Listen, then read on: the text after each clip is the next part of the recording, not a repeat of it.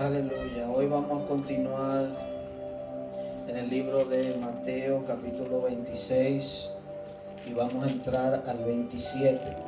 Prácticamente hoy nos toca el 27, pero nos faltó un poquito del 26 y vamos a hablar sobre, aleluya, el arresto de Jesús, versículo 47. Sean todos bienvenidos a este estudio bíblico, verso por verso.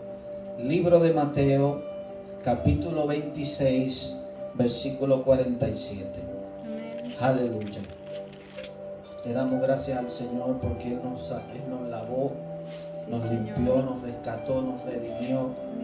Y hoy podemos gozar de vida y vida en abundancia por su sacrificio, por sus padecimientos. Y de eso vamos a estar leyendo cómo el Señor fue entregado, cómo Él padeció por nosotros. Amén. Leemos en el nombre del Padre, del Hijo y del Espíritu Santo. Amén. Amén.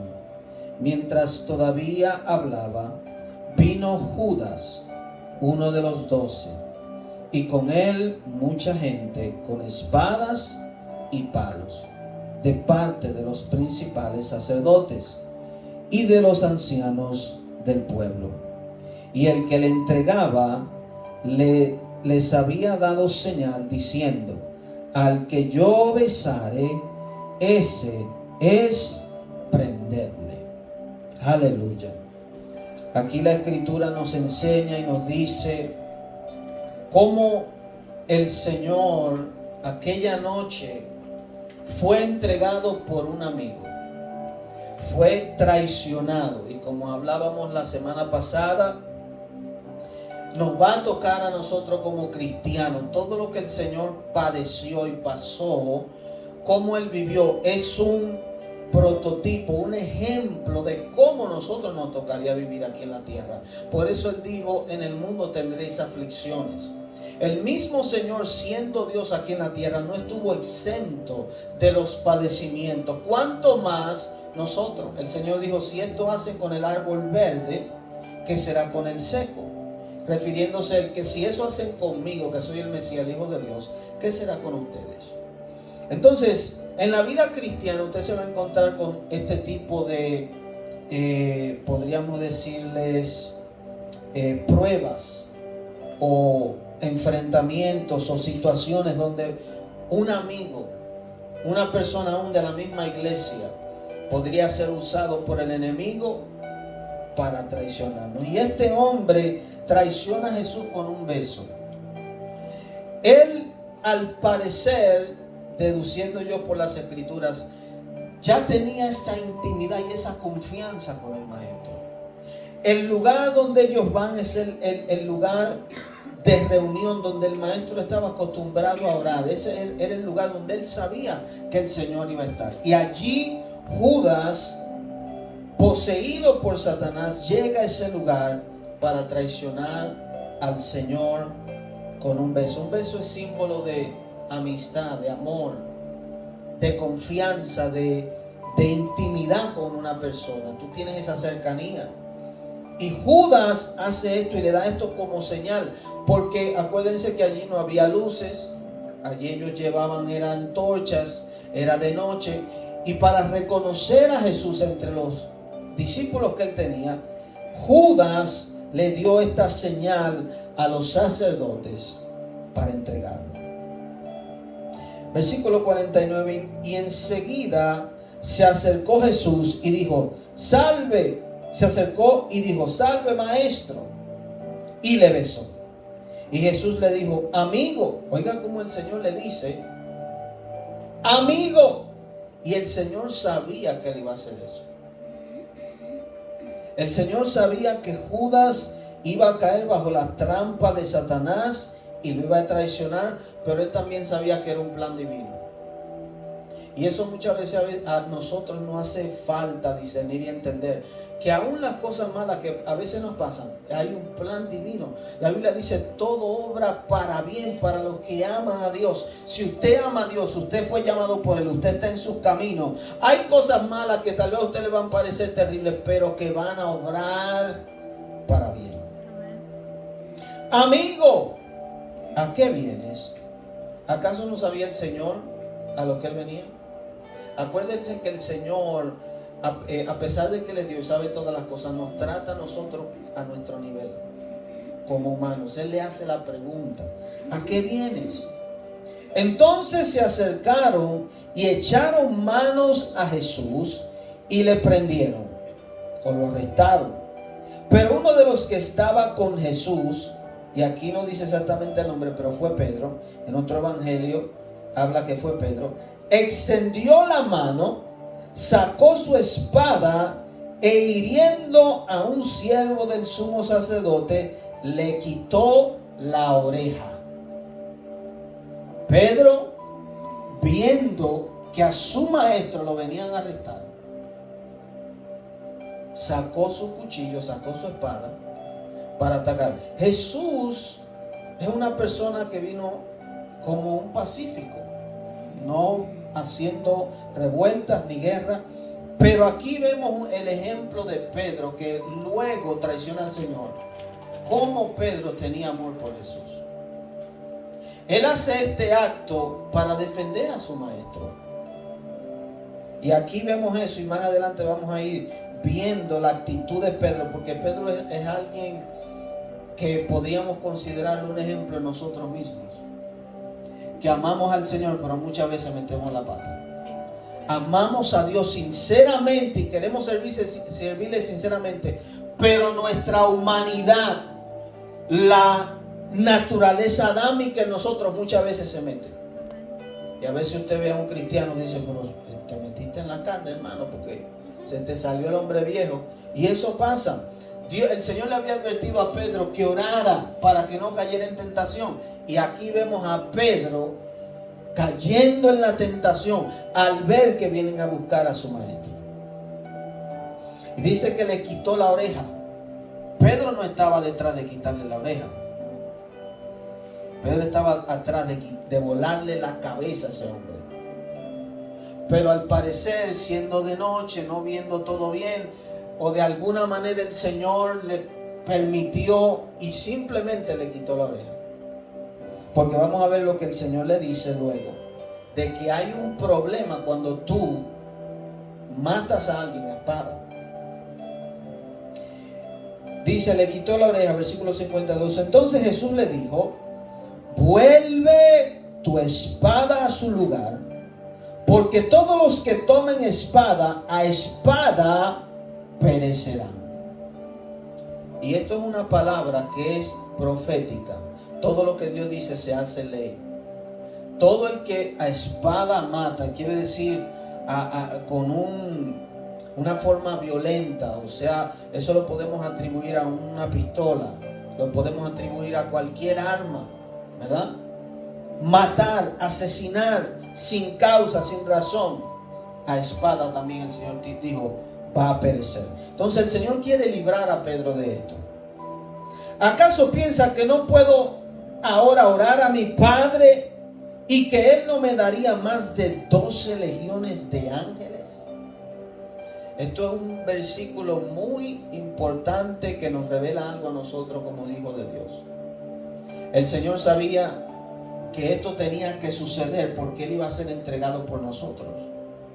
El Señor no se rehusó a que fuera arrestado. El Señor sabía que le había llegado el tiempo de ser entregado. Y Él le dice a Pedro: ¿tú crees que yo me dejo arrestar porque ellos tienen la potestad de hacerlo? No, yo estoy entregando mi vida a Pedro.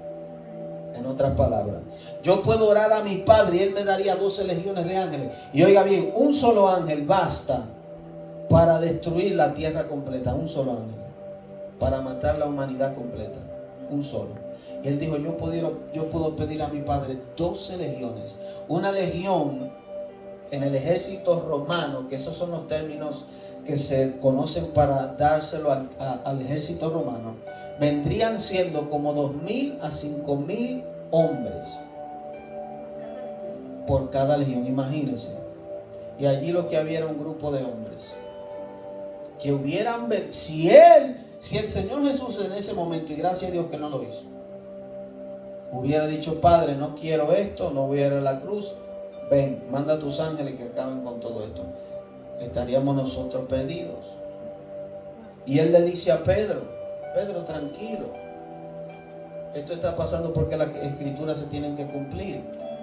Yo puedo pedirle, aleluya, a mi Padre que destruya a estos hombres, pero no, pon tu espada donde tiene que ir.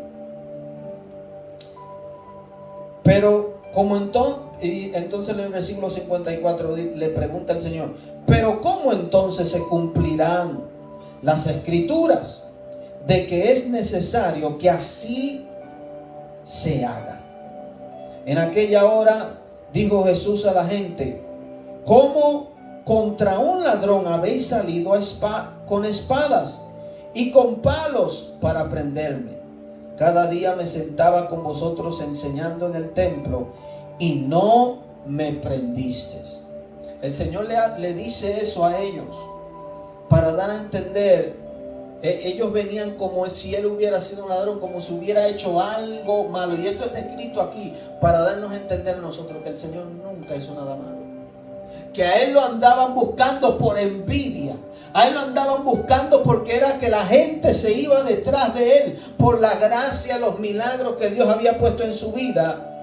Y esto nos da una enseñanza a nosotros. Cuando nosotros vivimos para Jesús, para Dios verdaderamente, el infierno se va a levantar en contra de nosotros, sin causa muchas veces.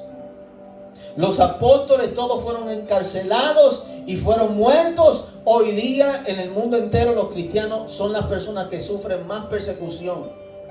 Hay minorías por ahí que dicen que son odiados, que son perseguidos. No, los cristianos son la gente más odiada y perseguida en la tierra por causa del nombre de Cristo. ¿Por qué? Porque no es el hombre que persigue, es Satanás a través del hombre. Fue Satanás que se le metió dentro a Judas y que también tomó estos hombres, los sacerdotes, con envidia. Crujían sus dientes porque el mundo se iba detrás de él, el que vino a decir la verdad. Así que no se asombre si le causan por ahí una persona se levanta contra usted con envidia. Un compañero de trabajo le hace la vida imposible. Un familiar. Yo le he dicho a ustedes, todo el que no es cristiano, todo el que no le sirve al Señor, tiene un espíritu o cientos de espíritus dentro de él que lo dominan y lo controlan y odian todo lo que no es de Dios. Sin excepción. Todo aquel, oiga bien, esto es serio, que no es cristiano, es como un Judas, que fácilmente en cualquier momento te traiciona. Puede ser padre, madre, hijo, hija, tío, tía, quien sea. Porque este mundo está regido o por el Espíritu Santo que vive dentro de los cristianos o por el espíritu del mundo que vive en el mundo, en el hombre, que es Satanás. Versículo 56. Mas todo esto sucede para que se cumplan las escrituras de los profetas. Entonces todos los discípulos, dejándole, huyeron. El Señor aquí da una declaración y es por la cual yo personalmente y mayormente, los cristianos creemos en las escrituras. El Señor Jesús fue la persona que se cumplió en él letra por letra todo lo que el Viejo Testamento decía de él. Que iba a padecer, iba a ser entregado, iba a ser traicionado, iba a ir a una cruz, iba a ser crucificado en un madero.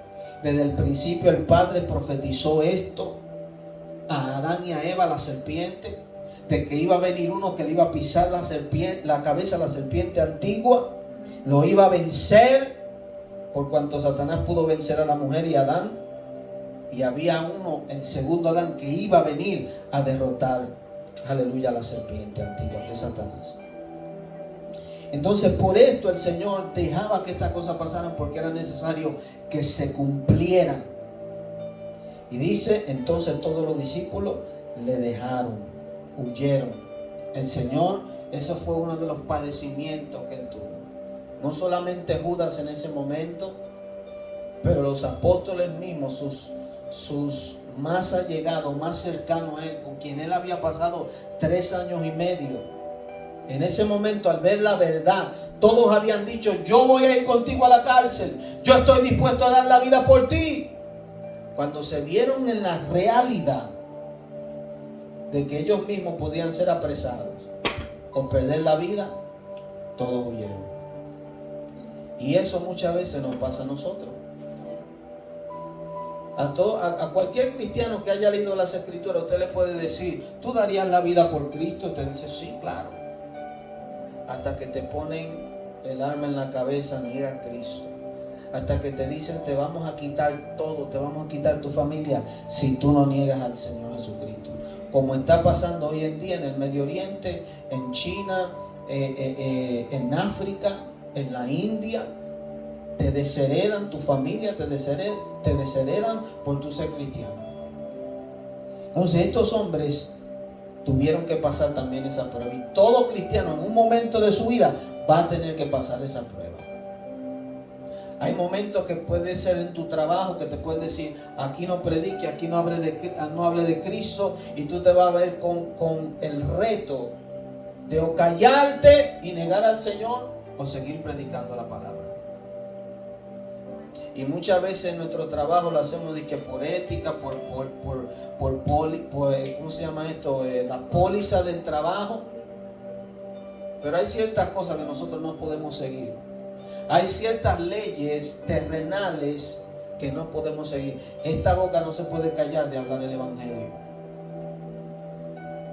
Porque ¿sabe qué? A través de yo callarme niego a Cristo, ¿sabía? No solamente negar a Cristo es cuando alguien te pone una pistola y te dice, niégalo. Yo puedo negar al Señor muchas veces callándome. Entonces, estos hombres les pasó eso. ¿Por qué? Porque ellos tenían algo que perder, que es su vida. Lo iban a meter preso. Y a nosotros tal vez no con nuestra vida, porque vivimos en un país donde es libre para predicar el Evangelio todavía. Pero de una similitud a esto no va a pasar. Que con nuestra acción podemos negar a Jesús. Y hay que tener cuidado con eso, porque usted tiene que estar dispuesto a perder vida, trabajo, lo que sea por el Señor. Eso es lo que Él demanda. Él tiene que ser número uno, Él tiene que ser el primero. Y usted tiene que estar dispuesto a dejarlo todo. Y ¿sabe qué? Lo que usted pierda por Jesús, Él se lo va a dar doble. Eso es lo que usted tiene que pensar. Pero la prueba le va a venir. No sé por qué específicamente estoy hablando de esto, pero esté atento. La prueba le va a venir, y a mí primero, porque al que predica le viene primero. Algo uno tiene que estar dispuesto a perder por el nombre de Jesús. Jesús ante el concilio. Los que prendieron a Jesús le llevaron al sumo sacerdote Caifás, a donde estaban reunidos los escribas y los ancianos. Acuérdense que los escribas, los ancianos, son los que eran líderes en ese tiempo, líderes, sacerdotes, escribas que eran los que estaban encargados de escribir las escrituras y aún eran estudiosos de ellas. Los ancianos que eran líderes del Sanedrín, los que juzgaban a cualquier acto o de penalidad de acuerdo a la ley. Y Jesús fue traído delante de ellos. Versículo 58 dice, mas Pedro le seguía de lejos hasta el patio del sumo sacerdote, y entrando se sentó con los alguaciles para ver el fin. A pesar de que Pedro salió huyendo, fue uno de los que salió huyendo, él a escondida iba delante a escondida tratando de ver qué iba a pasar con Jesús. Esto muestra su amor por el Señor. Aún en su humanidad muestra que él amaba a Jesús y creía en él. Creía sinceramente en el Señor. Aunque él no entendía todas las cosas verdaderamente, pero él creía en Jesús. Y hablamos de esto porque nosotros, como les digo, nos vemos. Yo me veo en la vida de Pedro. Cómo amamos al Señor, pero a veces cometemos errores. Y los principales sacerdotes y los ancianos y todo el concilio buscaban falsos testimonios contra Jesús para entregarle a la muerte. Y fíjense cómo dice, falso ¿Por qué? Porque no habían encontrado nada con que acusarle. A través de las Escrituras conocemos, a través de aquellos que vivieron con Él, que vieron su vida cercana a Él, y testifican y dicen, nunca vimos nada malo. Por eso hoy se dice, el Señor Jesucristo es el Cordero sin mancha, inmolado por nosotros. No se encontró en ninguna falta, no se encontró en Él imperfección. Y querían matarlo, querían deshacerse de Él. Y sabiendo ellos que no había ninguna base para acusarlo. Quiere decir que estos hombres líderes estaban dañados por dentro. Literalmente eran hipócritas, como el Señor Jesús le había llamado a ellos. O sea, que no se sorprenda si hay líderes hoy dentro de la iglesia que están dañados.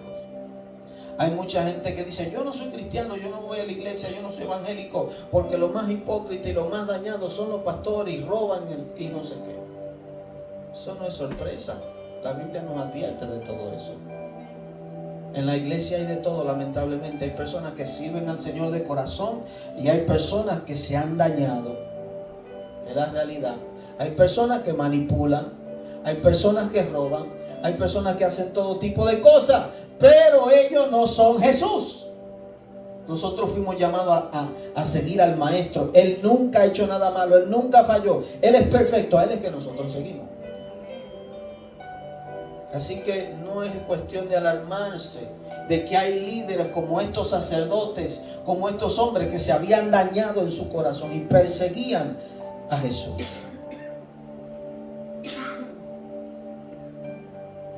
Versículo 60.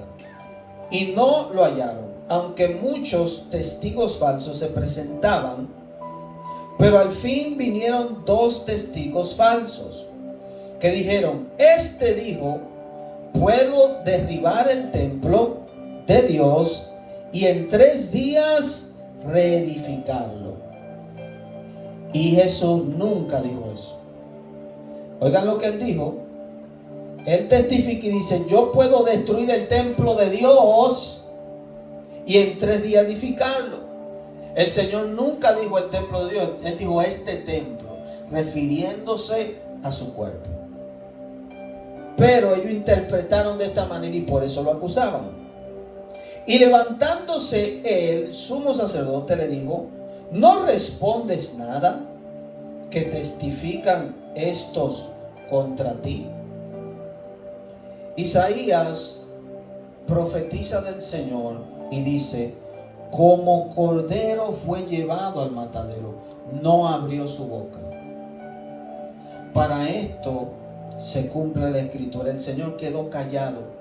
Ante las acusaciones no se defendía, porque en el tribunal de los sacerdotes te llevaban a juicio y tú tenías que, lo que te acusaban, de acuerdo a la ley, 2 personas para poder acusarte, era necesario más de uno, eran 2 o 3.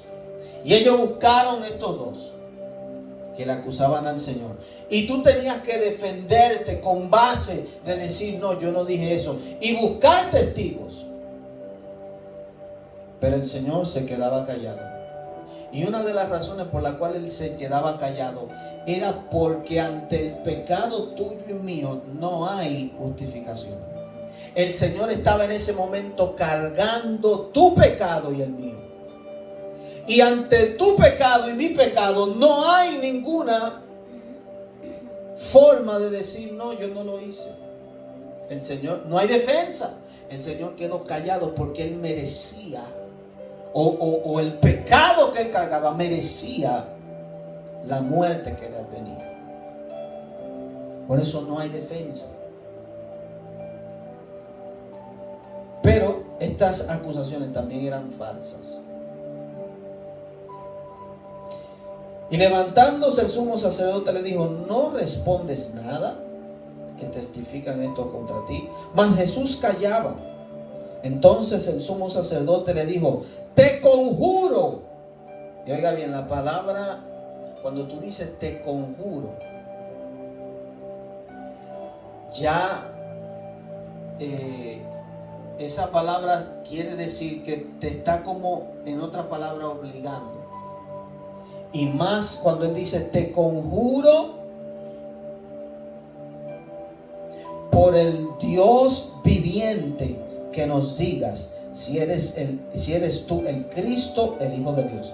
Ya cuando él dice, te conjuro, te insto, te pongo en una posición que tienes que hacerlo por el Dios de los cielos. Ya al Señor verse en esa posición, que es mencionado el nombre de su Padre, entonces responde.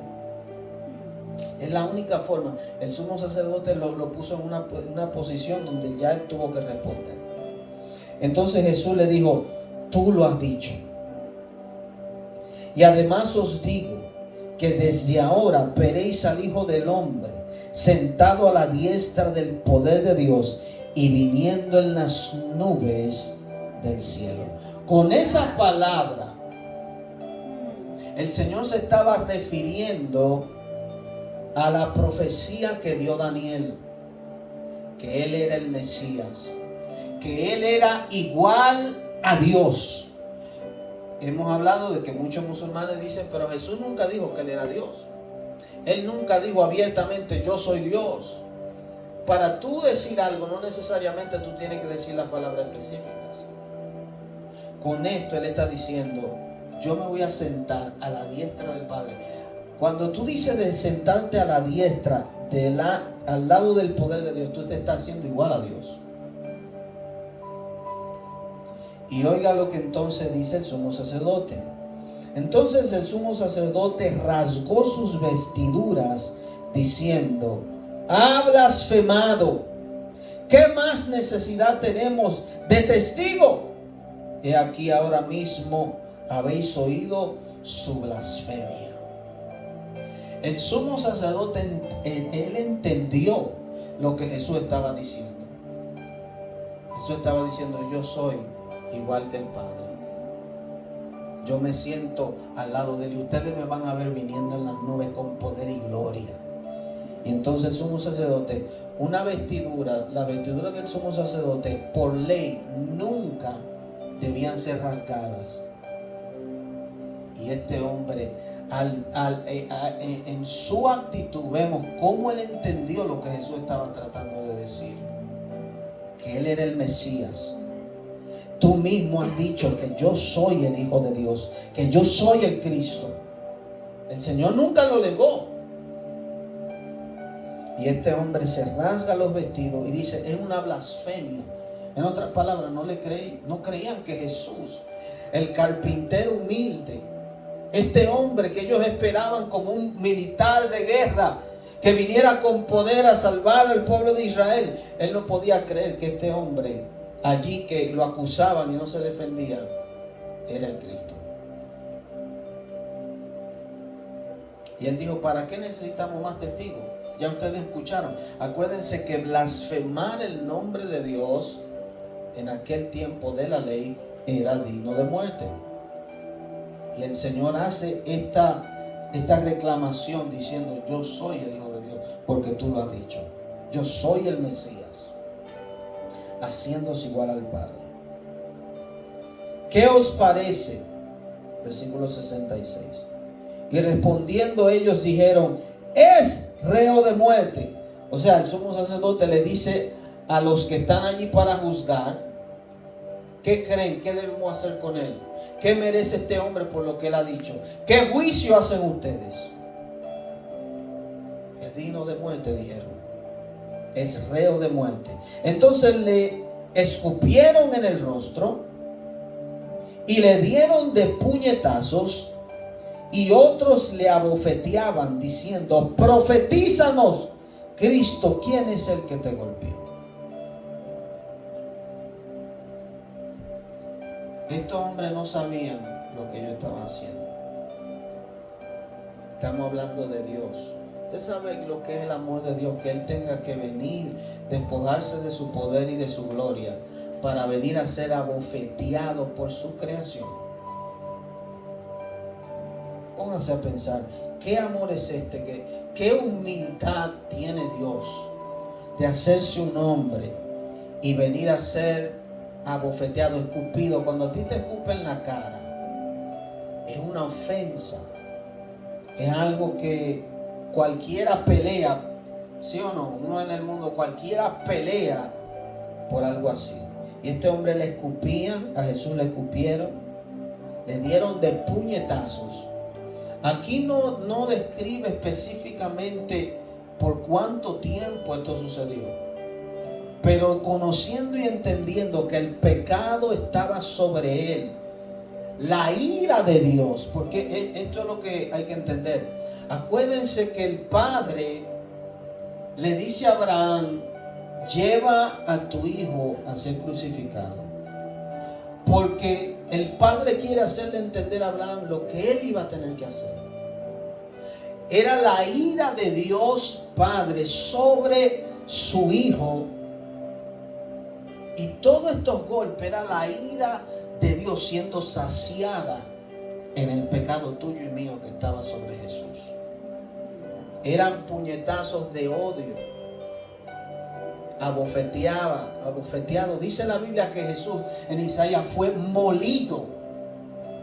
¿Sabe lo que es molido? Cuando usted agarra un pedazo de harina, y usted lo muele y le da, y la brinca para arriba y le da la forma que usted quiere, y le da. Jesús en ese momento le dieron tantos golpes. La Biblia dice que quedó deformado. En los evangelios no da los detalles, pero si usted se va al Viejo Testamento, usted empieza a través de la profecía a encontrar lo que le pasó a Jesús verdaderamente. Que ni siquiera la película que La Pasión de Cristo se asemeja. Un poquito. Jesús fue molido. Le dieron golpes por todo lado. Allí en ese lugar. Todos aquellos que estaban allí. Imagínense todos esos demonios que él, muchos de ellos, había echado fuera. Tanta gente que él había sanado, tanto que él le había hecho al reino de las tinieblas. Y ahora ese es el momento donde esta gente endemoniada le empieza a hablar a Jesús. Son cosas que usted tiene que empezar a indagar para entender qué realmente fue lo que pasó. Que el Espíritu Santo empiece a revelarle por qué, cómo padeció el Señor por nuestros pecados. Versículo 69 dice: Pedro estaba sentado fuera en el patio y se le acercó una criada diciendo: ¿tú también estabas con Jesús el Galileo? Mas él negó delante de todos diciendo: no sé lo que dices. Y mire que esto sucede después que Jesús es golpeado. Imagínese usted, Jesús es apresado, lo agolpean, lo sacan al patio, le ponen una corona de espinas y le están dando por la cabeza con un palo, diciendo: profetízanos. Se burlan delante de él. Y Pedro, estando allí, viendo todo esto, le dicen: tú estabas con Jesús. Y rápido negó: no, yo no lo conozco. Saliendo él a la puerta, le vio otra y dijo a los que estaban allí: también este estaba con Jesús el Nazareno. Pero él negó otra vez con juramento: no conozco al hombre. Oiga, después de haber escuchado a Jesús que dijo: por nada juré, te lo juro. Y muchas veces ellos juraban por Dios, juraban por algo grande: no conozco a ese hombre. A pesar del amor que Pedro le tenía a Jesús, en ese momento de prueba, falló la prueba, porque él amaba más su vida que a Dios. Todavía no había conocido quién era Jesús. Un poco después, acercándose los que por allí estaban, dijeron a Pedro: verdaderamente también tú eres de ellos, porque aún tu manera de hablar te descubre. Pedro, después de pasar 3 años y medio con Jesús, y eso es lo que sucede con una persona. Cuando usted pasa tiempo con una persona, usted empieza a hablar como la persona, usted empieza a actuar como la persona, usted empieza aún a pensar como es la persona. Y él, por haber pasado tanto tiempo con el Señor, aún hablaba, se expresaba, hacía los gestos, y me imagino que aún Jesús hacía. Y por eso le dijeron, tú hablas como él, tú hablas como ellos. Tu manera de ser, tu manera de hablar te descubre. Entonces él comenzó a maldecir y a jurar, no conozco al hombre. Y enseguida cantó el gallo. Entonces Pedro se acordó de las palabras de Jesús que le había dicho: antes que cante el gallo me negarás 3 veces. Y saliendo fuera lloró amargamente. Pedro en su momento se dio cuenta que sus palabras tuvo que tragárselas, que todo lo que Dios dice se cumple. Y eso es algo para nosotros, entender que no podemos ser ligeros al abrir nuestra boca. Que cuando decimos estoy dispuesto a dar la vida por ti, Señor Jesús, tenemos que tener bien nuestra fe y saber lo que estamos diciendo. Porque todo lo que tú dices, tú vas a ser probado. Tú dices que tú amas a Dios, que tú eres fiel y que tú harías lo que sea por Él. Te va a venir la prueba. Satanás te va a pedir, como dice la Biblia, que pidió a Pedro. El Señor mismo Jesús lo dijo: Pedro, te me han pedido para tentarte, para zarandearte. ¿Por qué? Porque tú dijiste que tú vas a dar la vida por mí. Entonces cuidado con lo que usted dice. Mejor no lo diga, mejor no alardee. Más bien diga: Señor, ayúdame. Señor, tú sabes, tú me conoces, yo te amo y yo quiero dar la vida por ti, pero con humildad, y para que el Señor te ayude. Porque Pedro creía que en su propia fuerza lo podía hacer. Y ahí es donde está el fallo. Cada cosa que tú crees que por tu propia fuerza la puedes hacer, va a fallar, va a caer. Pero si tú eres sabio, tú dices: Señor, yo no puedo con mi fuerza, pero si tú me ayudas, yo puedo. Esa es la forma sabia. Para eso están las escrituras, para que no cometamos los errores que estos hombres cometieron. Y me gusta la escritura porque allí no esconde los errores de estos hombres. Ellos mismos escriben de lo que ellos mismos pasaron, para darnos a entender que ellos son simples hombres también que amaban al Señor, pero eran hombres débiles que necesitaban la ayuda de Jesús. Jesús ante Pilato.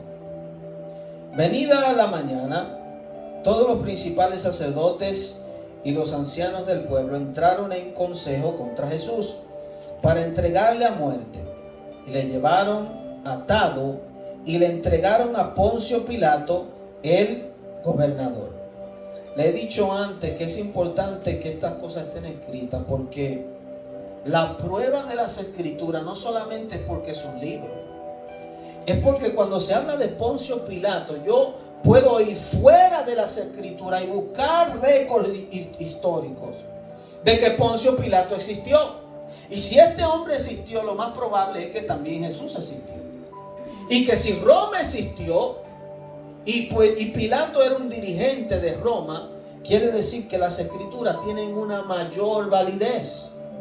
Porque hay mucha gente que dice: no, porque ¿qué otra fuera de las escrituras? ¿Cómo tú me pruebas que Jesús existió? ¿Cómo tú me pruebas que los evangelios son reales? Bueno, hay datos históricos. José fue un historiador que habló y escribió de Jesús. Hay muchos manuscritos aparte de la Biblia que hablan de Jesús, hablan de Roma, hablan de que existió una Jerusalén, una Israel, de que hay lugares específicos, personajes específicos que existieron aparte de las escrituras. Y eso le da una mayor validez, porque es que Dios es muy inteligente y muy sabio. Lo que pasa es que hay gente que se inventa cosas sin la información necesaria. Muerte de Judas. Versículo 3. Entonces Judas, el que le había entregado, viendo que era condenado, devolvió arrepentido las 30 piezas de plata a los principales sacerdotes y a los ancianos. diciendo: yo he pecado entregando sangre inocente. Aún Judas no encontró ningún mal en Jesús. Aún Judas tuvo que venir arrepentido y reconocer: en él no hubo falta. Él es un hombre inocente, el cual yo he entregado.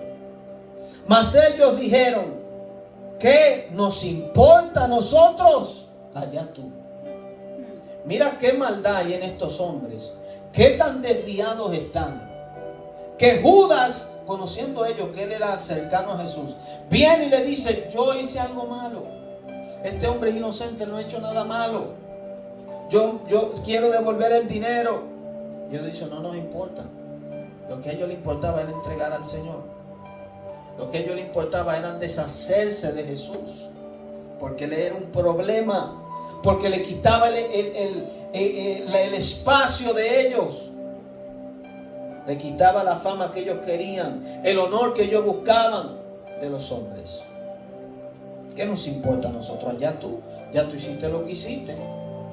Si tú entregaste sangre inocente, ese es tu problema. Y arrojando las piezas de plata en el templo, salió y fue y se ahorcó. Y muchas personas se preguntan y dicen: ¿se salvó Judas? Porque aquí dicen que él se arrepintió. Pero sabemos y entendemos que la Escritura dice: el que destruye este templo, Dios le destruirá a él. El que asesina o mata es un pecado de muerte. Y si tú atentas en contra de la vida de una persona, es un pecado de muerte. Y más si también tú atentas en contra de tu propia vida. Tú te estás convirtiendo en Dios cuando atentas en contra de ti. Por eso creemos y entendemos que el suicidio es un pecado que cuando tú lo cometes no hay salvación para ti. Entonces él fue mismo, no aguantó la culpa, atormentado por demonios, y fue y se ahorcó. Los principales sacerdotes, tomando las piezas de plata, dijeron: no es lícito echarlas en el tesoro de las ofrendas, porque es precio de sangre. Mira lo que ellos le ponen atención. Ellos no se preocupan de que entregaron un hombre inocente, pero sí: esta ofrenda no la podemos poner con la ofrenda del Señor porque es un precio de sangre, un precio que ellos mismos pagaron. La hipocresía de ellos. Pero esto sí, eso es lo que el Señor le decía a ellos. Ustedes cuelan el camello, cuelan el mosquito y se tragan el camello. Le ponen atención a cosas pequeñas, pero a lo grande lo dejan pasar. Aleluya. No es lícito echarla en el tesoro de las ofrendas porque es precio de sangre. Y después de consultar, compraron con ellas el campo del alfarero para sepultura de los extranjeros, por lo cual aquel campo se llama hasta el día de hoy campo de sangre. Así se cumplió lo dicho por el profeta Jeremías cuando dijo: y tomaron las 30 piezas de plata, precio del apreciado, según precio puesto por los hijos de Israel, y las dieron para el campo del alfarero, como me ordenó el Señor. Jeremías, cientos de años antes del Señor Jesucristo, había profetizado que esto iba a pasar. Por eso creemos las Escrituras. ¿Cómo es posible que cientos de años atrás un hombre con detalles profetizó que estas cosas sucederían? Esa es la prueba de que estas Escrituras no son escritas simplemente por hombres, sino por Dios. Aleluya. No vamos a llegar hasta el 28, pero vamos a continuar un poquito más hasta llegar a la crucifixión y muerte de Jesús. Dice en el versículo 11: Jesús pues estaba en pie delante del gobernador, y éste le preguntó diciendo: ¿eres tú el rey de los judíos? Y Jesús le dijo: tú lo has dicho. En otras palabras, no lo niego, soy el rey de los judíos. Jesús sabía quién era. Y siendo acusado por los principales sacerdotes y por los ancianos, nada respondió. Pilato entonces le dijo: ¿no oyes cuántas cosas testifican contra ti? Pero Jesús no le respondía ni una palabra, de tal manera que el gobernador se maravillaba mucho. ¿Por qué se maravillaba el gobernador? Porque lo lógico es que si te están acusando y están diciendo que te lleven a la cruz y tú valoras tu vida, tú te vas a defender. Y este hombre dijo, pero qué hombre más extraño, que no se defiende. Al parecer, ¿verdad? Qué raro. Y esto le dio a entender a Pilato que este hombre era justo, que Jesús era alguien que no era simplemente que lo acusaban verdaderamente, sino con engaño, con mentira. Se asombró de él. Versículo 15. Ahora bien, en el día de la fiesta acostumbraba el gobernador soltar al pueblo un preso, el que quisiesen. Y tenían entonces un preso famoso llamado Barrabás. Reunidos pues ellos, le dijo Pilato, ¿a quién quieres que os suelte? ¿A Barrabás o a Jesús llamado el Cristo?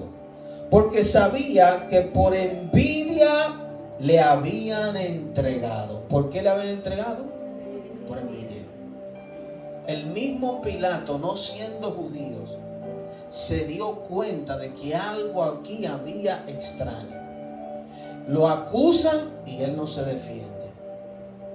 Y se da cuenta que estas personas le tenían a Jesús envidia. Y por eso querían matarlo. Otra cosa es que este Barrabás que sueltan es símbolo de ti y de mí. Jesús le dice a los judíos, ¿a quién quiere que os suelte? ¿A Jesús, que sabe él que es inocente? ¿O a Barrabás, que era un delincuente que había creado una revuelta? Era un hombre, aleluya, que era homicida. Y él pone un delincuente grandísimo en comparación a Jesús, buscando que ellos, que verdad, suelten a Jesús, porque una persona, pero ellos dijeron, no, queremos a Barrabás. Y Jesús fue entregado a la cruz, y fue este hombre que era pecador y malo, puesto en libertad, en vez de ser Jesús. Este hombre, este Barrabás, eras tú y yo. Jesús fue entregado por nosotros, y nosotros que éramos culpables fuimos puestos en libertad. Ese es el amor que Dios nos tuvo. Barrabás simboliza cada uno de nuestra vida. Era Barrabás que tenía que ser crucificado por su pecado. Era Barrabás que merecía la muerte. Pero Jesús, el inocente, el que nunca hizo nada malo, cargó con tu pecado y con el mío y fue entregado por nosotros. Versículo 19. Y estando él sentado en el tribunal, su mujer le mandó a decir, no tengas nada que ver con este justo, porque hoy he padecido mucho en sueño por causa de él. Aún la esposa de este gobernador Poncio Pilato, Dios le da sueños a ella y ella le llama justo. No tenga nada que ver, cuídate con este hombre, no le haga daño, porque es un hombre justo. La escritura, a través de la escritura vemos cómo diferentes personas no encontraron nada malo con Jesús, no encontraron ninguna falta en él. Por eso entendemos que él fue sin pecado. Nadie nunca pudo acusarlo. Aleluya. Pero los principales sacerdotes y los ancianos persuadieron a la multitud que pidiese a Barrabás y que Jesús fuese muerto. Y respondiendo el gobernador les dijo, ¿a cuál de los dos quiere que os suelte? Y ellos dijeron, a Barrabás. Pilato les dijo, ¿qué pues haré de Jesús, llamado el Cristo? Todos le dijeron, sea crucificado. Miren que ellos manipularon Esa es una de las... Si usted se pone a estudiar la actitud de los fariseos, tú vas a encontrar, si tú encuentras ciertas cosas en los fariseos, tú lo vas a encontrar en ciertos líderes que se han dañado. Así tú vas a poder determinar. Esto, el Señor me hizo entender que es un espíritu. Yo le llamo el espíritu de los fariseos. Es un espíritu legalista. Es un espíritu que le importa más la opinión de los hombres que la de Dios, que manipula, que controla, que le gusta la fama, que le gusta los primeros asientos. Cuando usted ve esas actitudes en un hombre, es una persona religiosa y que está muy apartado de Dios. Y estos hombres manipularon a la multitud y le dijeron: digan que queremos a Barrabás, digan que crucifiquen a Jesús. Manipularon la multitud y por eso todos ellos decían: sea crucificado. Y el gobernador les dijo, versículo 23, ¿qué mal ha hecho? Él mismo le decía: ¿qué mal ha hecho? ¿Por qué quieren que lo crucifique? Pero ellos gritaban aún más diciendo: sea crucificado. Viendo Pilato que nada adelantaba, sino que se hacía más alboroto, tomó agua y se lavó las manos delante del pueblo, diciendo: inocente soy yo de la sangre de este justo, allá vosotros. Hizo un acto simbólico, ¿verdad? Cuando se dice tengo sangre en mis manos, es cuando tú dices que le ha matado a alguna persona, ha hecho daño a alguien. Y él coge un coso de agua, se lava las manos en una forma simbólica, decir: yo voy a hacer esto no porque yo quiero, no porque yo encuentro a este hombre culpable, sino porque ustedes me están forzando a hacerlo. Y respondiendo todo el pueblo, oiga bien esto tómalo en cuenta. Oiga lo que todo el pueblo dijo: su sangre sea sobre nosotros y sobre nuestros hijos. Cosa dura de decir. Acuérdense que el Señor dijo: es mejor que aquel hombre que traicionara al Señor no hubiese nacido. Y aquí ellos dicen, todo el pueblo, los líderes de los judíos representan al pueblo completo. Cuando un presidente de una nación decide poner alguna ley o hacer algo, eso tiene repercusión en el pueblo. Porque Dios ve a la nación, a sus líderes como representantes de ese pueblo. Entonces, y eso pasó con David. David, al hacer un censo con Israel, Dios trajo destrucción sobre el pueblo. Porque lo que hace un líder trae consecuencias sobre un pueblo. Entonces, estos líderes dijeron: la sangre de ese hombre, la muerte que él va a padecer, sea la culpa sobre nosotros y sobre nuestros hijos. Por eso el pueblo de Israel ha pasado lo que ha pasado. El holocausto, esa tragedia tan grande, ¿por qué usted cree que es? Claro, por su desobediencia, porque ellos rechazaron al Mesías. Ellos entregaron a Jesús. Acuérdense que la historia de José, sus propios hermanos entregaron a José a la muerte. Lo entregaron a Egipto. Lo vendieron. Y sus propios hermanos, su propio pueblo entregó al Mesías. Y por eso le ha venido tanto dolor al pueblo de Israel. Entonces le soltó a Barrabás, y habiendo azotado a Jesús, le entregó para ser crucificado. Fíjense que dice simplemente: y habiendo azotado. Cuando tú escuchas esa palabra, tal vez tú dices: bueno, le dio 2 o 3 latigazos. Pero entonces, como le digo, hay que ir a lo que dice el Viejo Testamento, a los ejemplos que da la Biblia, cómo el Señor fue azotado. Según la historia, cómo los romanos azotaban a aquellos que iban a ser crucificados, cómo ellos castigaban a los hombres. Le daban 40 latigazos menos 1, que era 39. Porque se entendía que si se daban más de 40 latigazos podía matar a la persona. y el punto era darle un castigo. Y que el látigo que ellos usaban o la forma de flagelar a la persona eran con unos garfios que tenían el látigo, que tenían hueso y piedrecitas que eran afiladas, que cuando le daban a la persona por la espalda le quitaba la piel.